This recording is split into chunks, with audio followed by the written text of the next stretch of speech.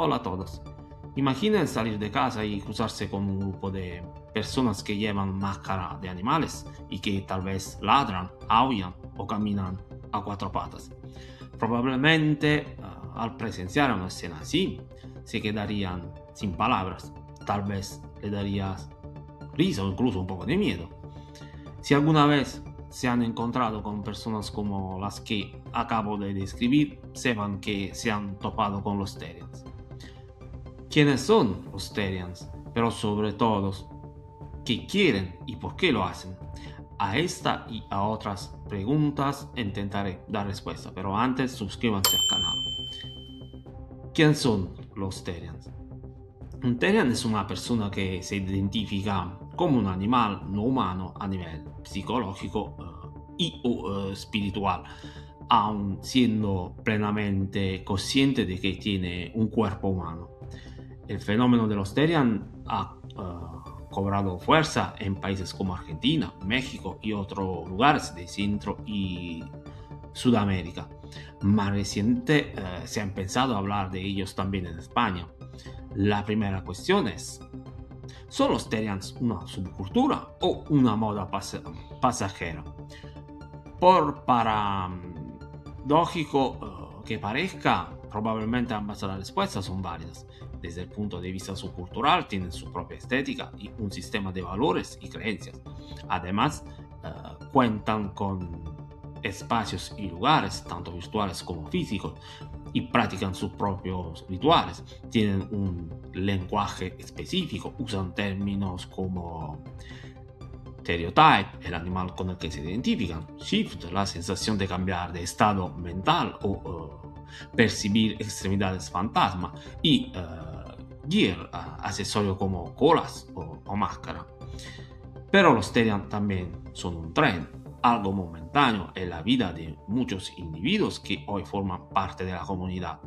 Está claro que para tener una respuesta definitiva, los Therian deberían ser estudiados mediante la así llamada observación participante.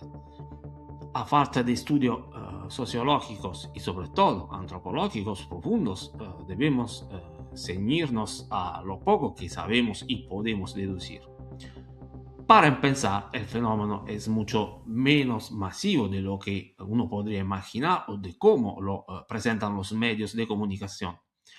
Basta pensar que recientemente en ciudades como Madrid se convocó una especie de reunión Therian que quedó casi desierta. Había mucho más curiosos que queriendo observar a las personas disfrazadas que participantes reales. Esta falta de asistencia nos da una idea de lo poco difundido que está el fenómeno en España, y lo mismo ocurre en América Latina. Sin embargo, los medios nos cuentan de una realidad distinta, haciéndonos creer que millones de adolescentes se identifican con los animales de sus máscaras.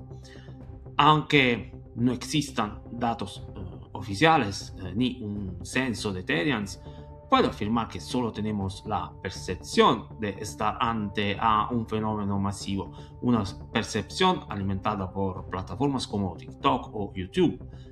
Debes saber que los algoritmos tienden a recomendarnos vídeos similares a lo que ya hemos visto. Cuanto más lo miras, más contenido de ese tipo te muestra TikTok. El resultado es que acabamos creyendo que hay millones de Therians en el mundo. Y ojo, puede que no sean pocos los que se comportan como tales frente a la cámara de su smartphone, pero la cuestión es que un verdadero Therian lo es incluso cuando no está grabando un video viral o buscando likes. Quiero responder a otra pregunta que muchos se hacen. ¿Están locos los Therians? ¿Tienen un problema de salud mental? Respuesta corta, no. Pero quiero profundizar en el aspecto psicológico. Si observamos a los Therians, la gran mayoría son adolescentes. ¿Y qué caracteriza a la adolescencia? La búsqueda de identidad y el sentido de pertenencia. No hace falta haber leído decenas de manuales de psicología social para saber que los adolescentes buscan expresar quiénes son a través de la pertenencia a un grupo.